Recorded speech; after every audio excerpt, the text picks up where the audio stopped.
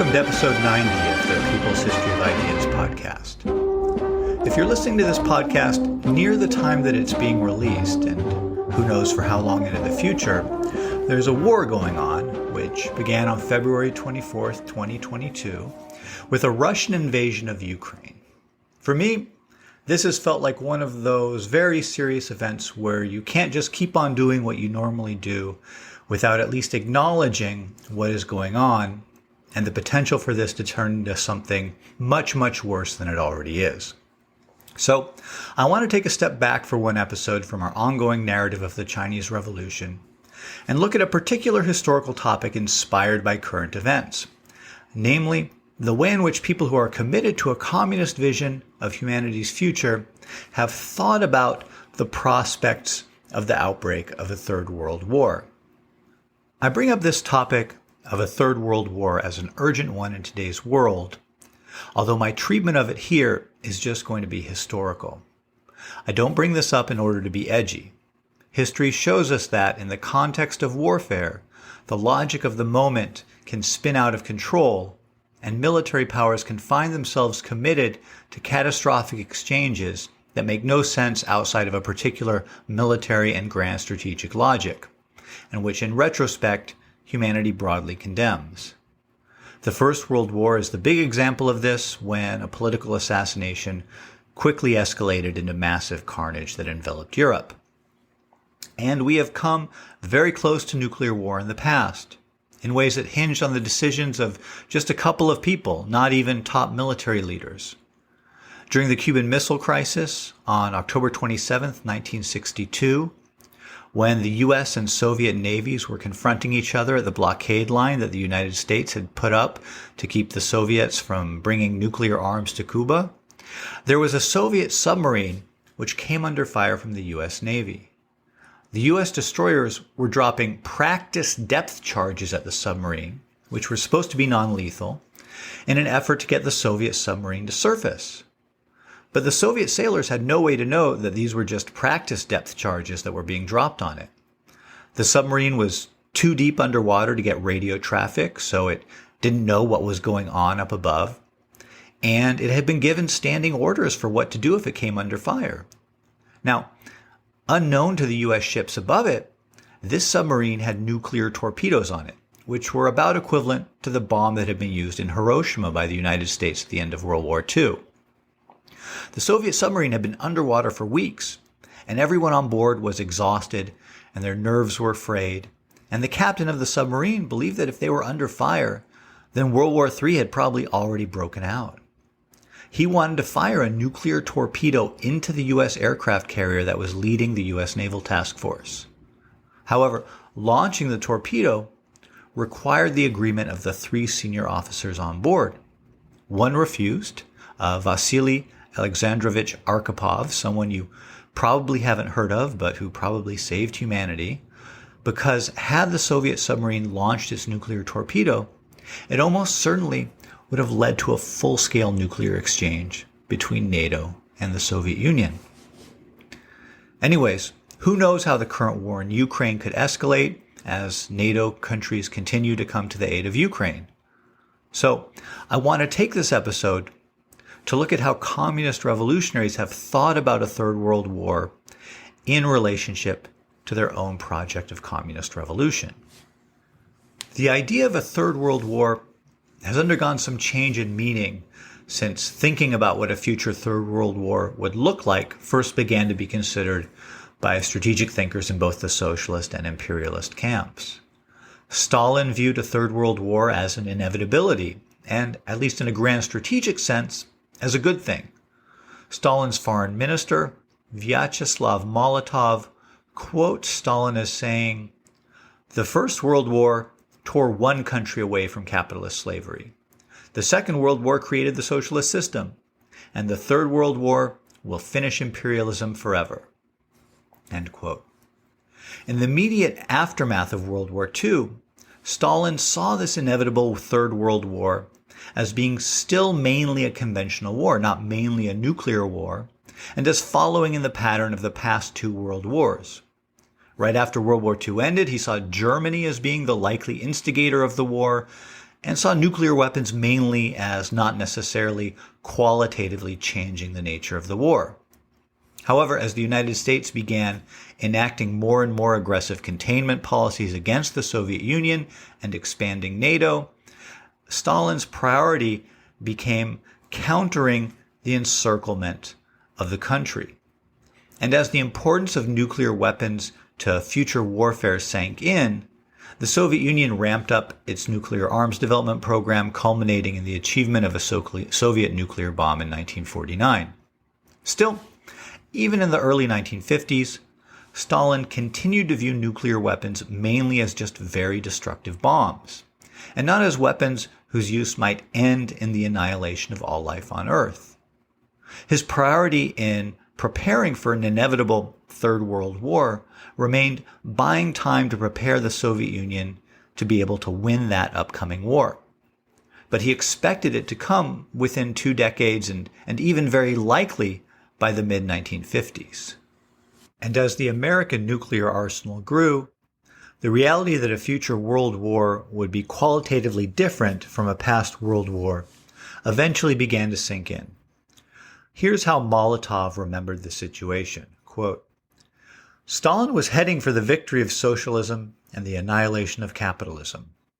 We needed peace, but according to the American plans, 200 of our cities had to be bombed simultaneously." End quote. So, by the time he died in 1953, it was clear that Stalin was coming to grips with the changing nature of warfare and had responded by ramping up Soviet production of its own nuclear arsenal. Still, the idea persisted that a Third World War was extremely likely. On the one side, there was Lenin's thesis that competition among capitalist powers tended toward expressing itself in warfare. And on the other side, there was an understanding on the part of the leaders of the socialist countries that capitalism and socialism could never totally peacefully coexist with each other. That on some level, capitalist countries pose an existential threat to socialist countries, and vice versa. And so, if war was almost inevitable, and it certainly seemed likely at many points during the decades between the end of World War II and the fall of the Soviet Union in 1991, then it would be irresponsible not to prepare for that eventuality. Mao Zedong, in his 1957 talk on the correct handling of contradictions among the people, in the section of that talk which is subtitled, "Can Bad Things Be Turned into Good Things?" said, quote, "People all over the world are now discussing whether or not a Third World War will break out. On this question, too, we must be mentally prepared and do some analysis. We stand firmly for peace and against war. But if the imperialists insist on unleashing another war, we should not be afraid of it. Our attitude on this question is the same as our attitude towards any disturbance. First, we are against it. Second, we are not afraid of it. The First World War was followed by the birth of the Soviet Union with a population of 200 million. The Second World War was followed by the emergence of the socialist camp with a combined population of 900 million. If the imperialists insist on launching a Third World War, it is certain that several hundred million more will turn to socialism, and then there will not be much room left on Earth for the imperialists. It is also likely that the whole structure of imperialism will completely collapse." End quote.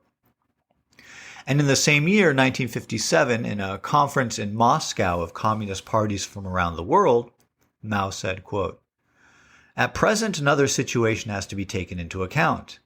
Namely, that the war maniacs may drop atomic and hydrogen bombs everywhere. They drop them, and we act after their fashion. Thus, there will be chaos and lives will be lost. The question has to be considered for the worst. The Politburo of our party has held several sessions to discuss this question. If fighting breaks out now, China has only hand grenades and not atomic bombs, which the Soviet Union has, though. Let us imagine how many people will die if war should break out. Out of the world's population of 2,700 million, 1/3, or if more half, may be lost.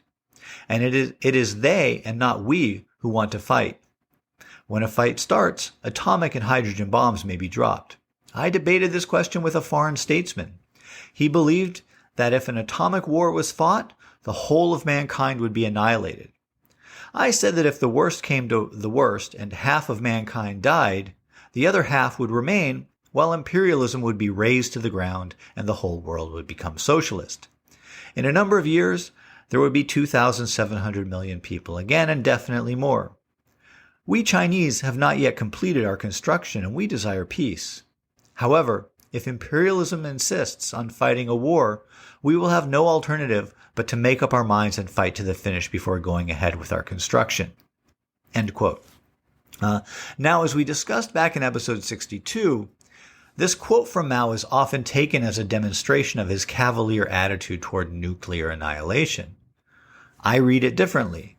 The situation that Mao faced in 1957 was that China could either give in to nuclear blackmail by the United States, and about a decade later it also faced a nuclear threat from the Soviet Union, or try to come up with an orientation for how to persevere in the face of the American and then later Soviet threats.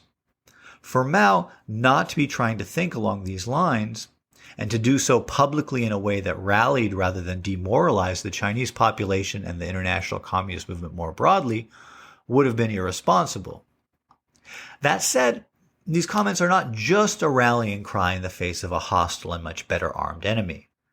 The idea that a nuclear war might be the precipitating event for a further expansion of the socialist world, such as happened in the wake of both world wars, remained an influential idea among communist revolutionaries.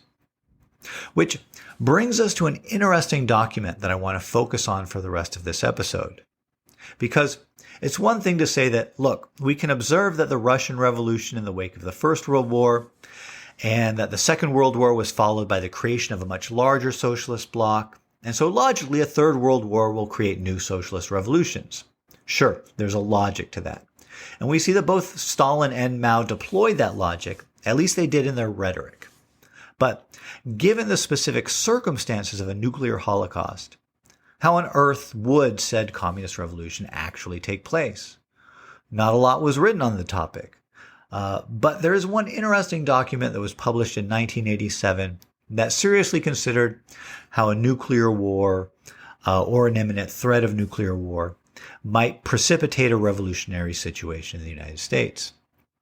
This consideration comes in an article titled "Considerations on a Revolutionary Situation in the United States, Likely Triggering Factors, Potential Political Contours," and was written by someone who described themselves as a long-time student of the line of the Revolutionary Communist Party.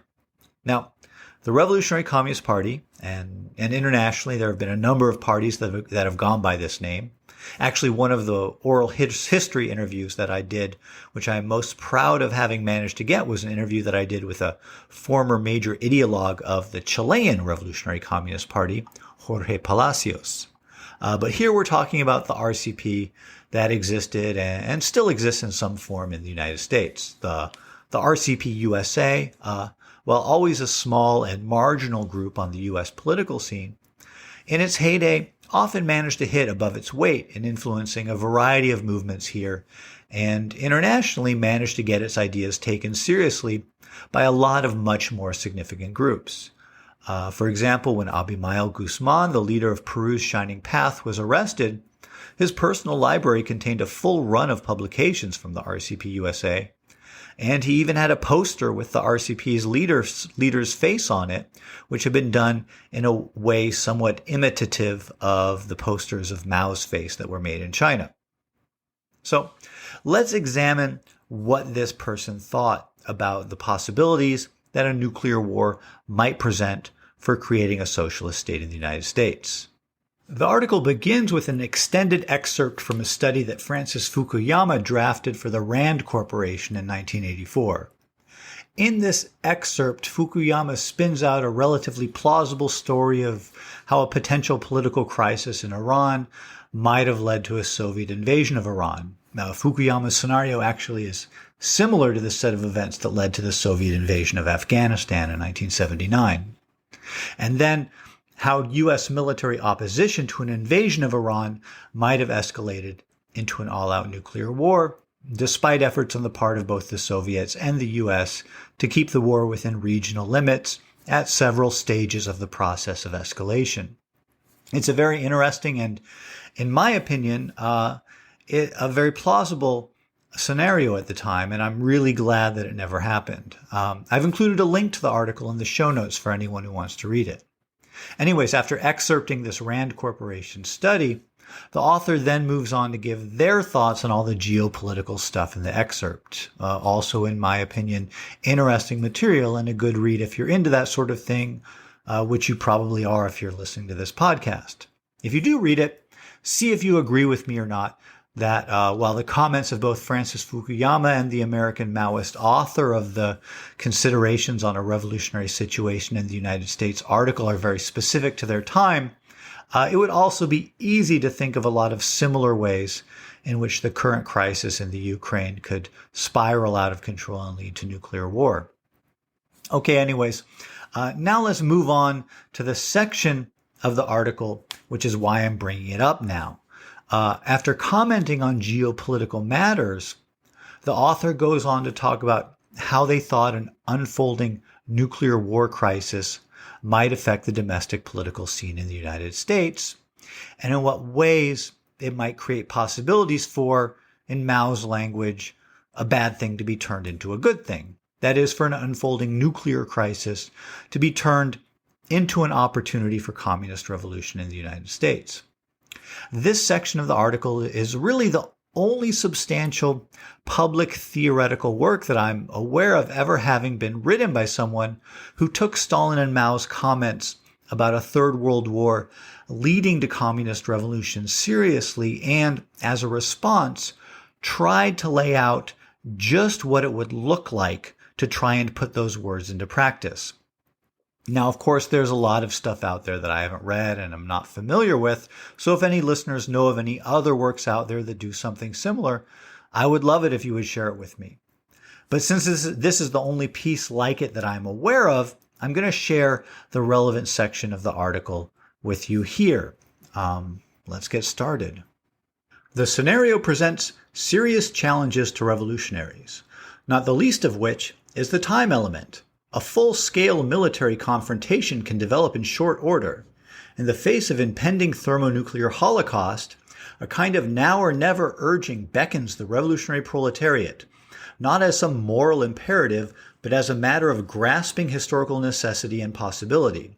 As quickly as a looking glass could develop, so too could the social landscape change. The author is using this term looking glass for a thermonuclear Holocaust scenario from the name of like some docudrama in the 1980s that I think literally nobody today knows about. So anyways, this title, Looking Glass for the Thermonuclear War Scenario, is just going to keep coming up in this excerpt. World War III will be neither the World War II of victory gardens and war bonds in the U.S., nor, quite obviously, the painless and precision combat of that imaginary, high-tech, anywhere but here conflict that has been seared into the popular mind in this country particularly. How does the bourgeoisie instill confidence with the specter or radioactive glare of mass destruction and dislocation looming? One defining feature of a looking glass is that the ruling class must rapidly mobilize the population, without discussion, ratification, or the mildest toleration of dissent, for Armageddon. Now, this kind of situation will divide sharply into two. On the one hand, when the awful reality of world war dawns on different segments of the population, it could produce an enraged, can the government be this crazy reaction among some middle forces. The line of peace through strength, while still having a hold on some people, and the bourgeoisie would attempt to repackage it to suit new conditions, might lose much of its mass seductive appeal, especially if mobilization for World War has been preceded by some bungled military operations, and if there had already been some fracturing of the social order. The conditions for the kind of great vacillation among the middle strata, of which Lenin spoke, could come into being, and with this might come even more widespread discrediting of the prevailing authority among different sections of the petty bourgeoisie as people realize what's actually in store for them. On the other hand, in the lightning succession of events leading up to World War, spontaneity may not necessarily be working in favor of revolution. The principal spontaneous response to a looking glass might well be feelings of paralysis and impotence as opposed to outrage and resistance. Having to face something as uncertain and horrific as World War, people will be looking for direction, consolation, and certainly not least, protection. And for many, given the norms of capitalist society and the ideological dominance of the bourgeoisie, who else is there to turn to but the state? The notion that if we stick together and do what the government tells us, then somehow we'll be able to get this thing over with as soon as possible will undoubtedly be an attractive one. Not only is this what the bourgeoisie is counting on, but it is what they have been training people in, through the use of minor crises as test drills. In France, for instance, the government has used terrorist incidents to create a siege mentality to instruct people that threats to life and property can only be dealt with if people rally behind their leaders and allow them to take appropriate repressive measures to safeguard the social order. In sum, spontaneity cannot be relied upon under conditions of extreme social stress. In an approaching war situation, it may very well be the case that middle and progressive middle-class forces move first. There may be the latter-day equivalents of the Daniel Ellsbergs.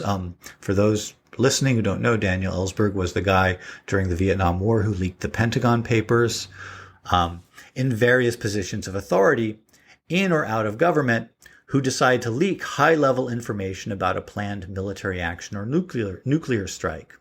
Such acts of conscience or freakout and ghastly revelations or exposures in general might both galvanize mass opposition and set off tremors within ruling circles. Damaging disclosures could signify major intra-ruling class discord, and coups are a definite possibility.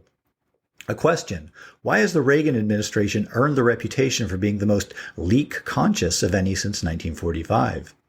It is also possible, if current anti-Star Wars sentiment is any barometer, that from within the scientific community, from those on the technical front line, so to speak, and in a position to know what lies ahead, may come acts of non-cooperation and, even beyond this, attempts to stop the war machine. For some of our younger listeners, Star Wars was the name for this military plan to be able to shoot down nuclear weapons from out of space, which was totally bogus. They've been continuing to develop weapons today under a different name that do the same thing with not much success in the almost 4 decades since that program was launched. So anyways, when they talk about anti-Star Wars sentiment, they're not talking about they're talking about sentiment in the scientific community against this fantasy that the bourgeoisie had about shooting down nuclear weapons from outer space. They're not talking about right-wing trolls that don't like women and people of color having speaking roles in Star Wars, which is what I guess anti-Star Wars sentiment is in 2022. All right, moving on. In considering the potential of the progressive petty bourgeoisie, it must be noted that the current position of these people is more contradictory than it was in the 1960s. Much more is at stake. But at the same time, the experience of the 1960s has made a broad and significant impact among these strata. And while a crisis situation will open the floodgates to all sorts of middle-class prejudices, the very gravity of the situation will jar their sensibilities. It is more than likely that enlightened middle strata and veteran and newborn anti-nuclear and anti-war activists will take to the streets in heroic, if sometimes desperate action, perhaps with the intent of concretely interfering with war preparations, whether this be civil defense population relocations or troop movements. National unity might not come that smoothly in the early stages of a looking-glass crisis.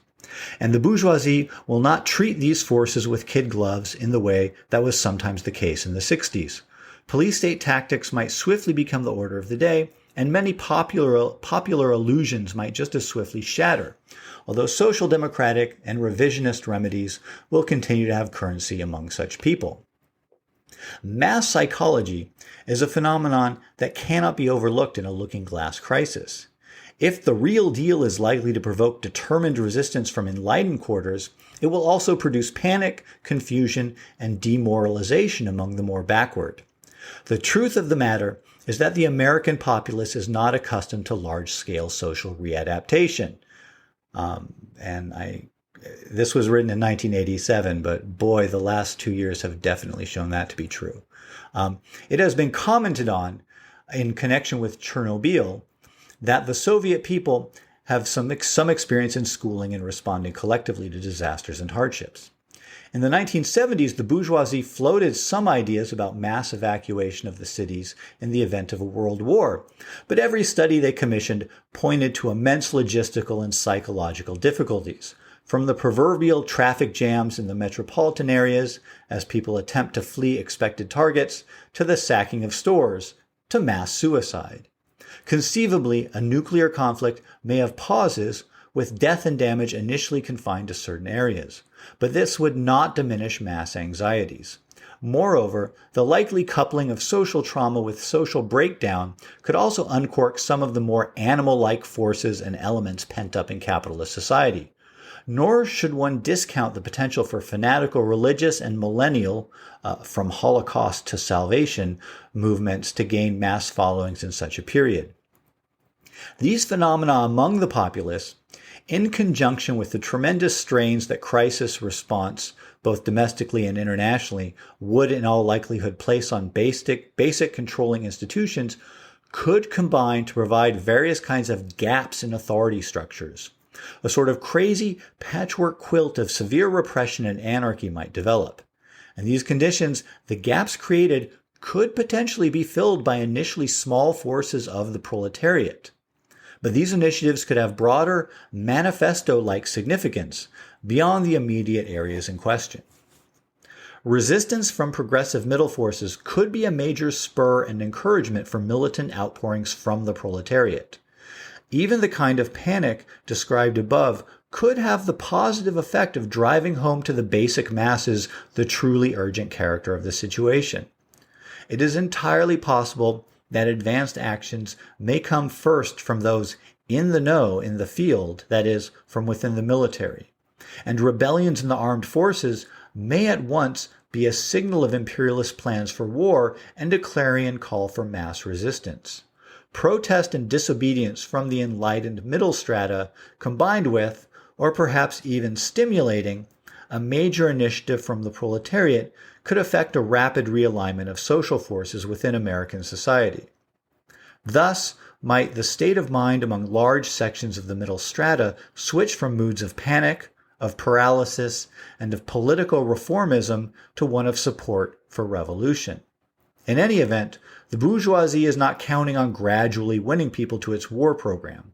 Similarly, the proletariat does not have the luxury of gradually winning others to its revolutionary program, which only emphasizes the necessity of earnest and creative political work aimed at seizing on key junctures. Okay, there you have it. Not quite as optimistic as Mao and Stalin's statements, but still searching out the possibilities, the cracks through which a revolutionary moment might be grasped within the context of nuclear Armageddon. It was a long bit to just read out, but I hope you agree with me that it was worth it. Before we go, I will point out one thing that strikes me about both Stalin and Mao's comments, both here and elsewhere, and the approach demonstrated by this article by an American Maoist.